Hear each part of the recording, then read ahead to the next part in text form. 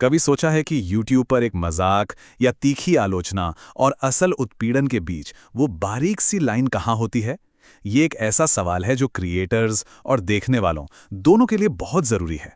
तो आज हम YouTube की हैरेसमेंट और साइबर बुलिंग पॉलिसी की गहराई में उतरेंगे, समझेंगे कि वो सीमा कहाँ है और कैसे सबके लिए एक बेहतर और सुरक्षित ऑनलाइन स्पेस बनाया जा सकता है। इस पूरे सफर में हम सबसे पहले ये समझने की कोशिश करेंगे कि आखिर साइबर बुलिंग है क्या।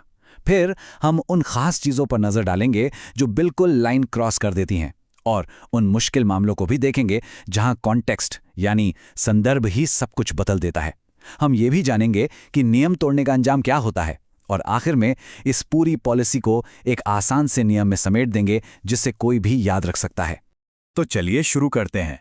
सबसे पहला और सबसे जरूरी सवाल, YouTube की नज़र में हैरेसमेंट या उत्पीड़न असल में है क्या? देखिए, यही सवाल इस पूरी पॉलिसी का आधार है।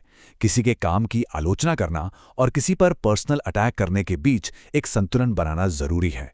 तो आइए देखते हैं कि YouTube इसे कैसे डिफाइन करता है। मतलब सारा खेल इरादे और असर का है।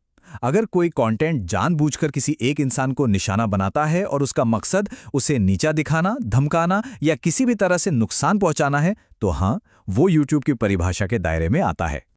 और ये पॉलिसी खास तौर पर किसी की पहचान से जुड़ी चीजों पर होने वाले हमलों को रोकती है, जैसे कि किसी की फिजिकल अपीयरेंस या फिर उनकी जाति या जेंडर। और हाँ, जब बात बच्चों या नाबालिगों की आती है तो नियम और भी ज्यादा सख्त हो जाते हैं। तो ये सब असल में दिखता कैसा है? चलिए कुछ ऐसे ठोस उदाहरण देखते हैं जिन्हें YouTube सीधे तौर पर लाइन क्रॉस करना मानता है।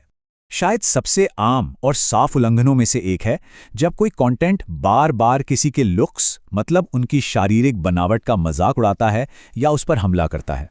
इस तरह की बातें जब किसी को टारगेट करने के लिए लगातार इस्तेमाल की जाती हैं, तो ये सीधे सीधे पॉलिसी का उल्लंघन है।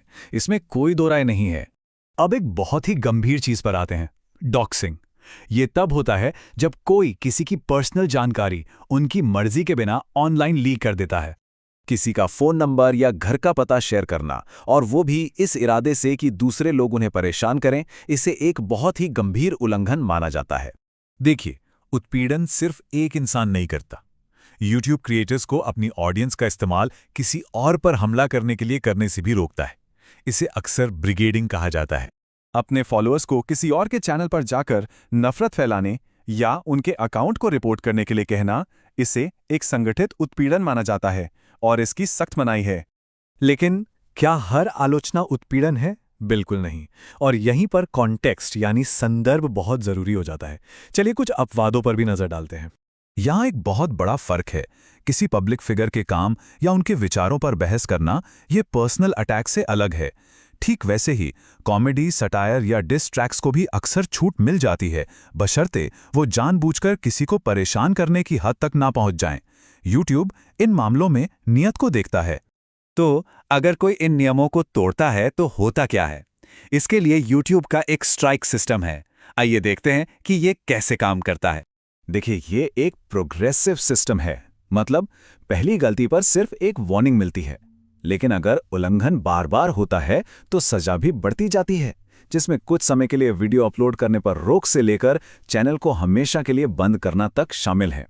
3, ये नंबर याद रखना बहुत जरूरी है। 90 दिनों के अंदर 3 स्ट्राइक मिलने का मतलब है कि चैनल को स्थायी रूप से हटाया जा सकता है। हालांकि कुछ उल्लंघन इतने ज्यादा गंभीर होते हैं कि उनमें स्ट्राइक सिस्टम का इंतजार नहीं किया जाता। डॉक्सिंग या किसी को सच में धमकी देने जैसे मामलों में YouTube बिना किसी चेतावनी के तुरंत चैनल को बंद कर सकता है।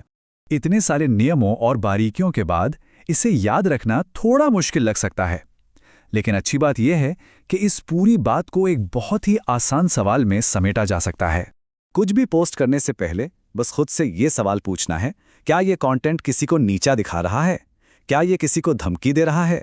क्या इसमें किसी की निजी जानकारी है, या ये दूसरों को किसी को परेशान करने के लिए उकसा रहा है? अगर इनमें से किसी का भी जवाब हाँ है, तो उसे पोस्ट ना करना ही सबसे अच्छा है। आखिर में ये पॉलिसी सिर्फ कुछ नियम नहीं है, ये उस ऑनलाइन कल्चर को आकार देती है जिसका हम सब हिस्सा हैं। ये हमें इस बात पर सोचने के लिए मजबूर करती है कि हम ऑनलाइन एक दूसरे से कैसे पेश आते हैं। क्या ये नीतियां सही संतुलन बनाती हैं, ये एक ऐसा सवाल है जो हमारे डिजिटल जीवन को लगातार प्रभावित करता रहेगा।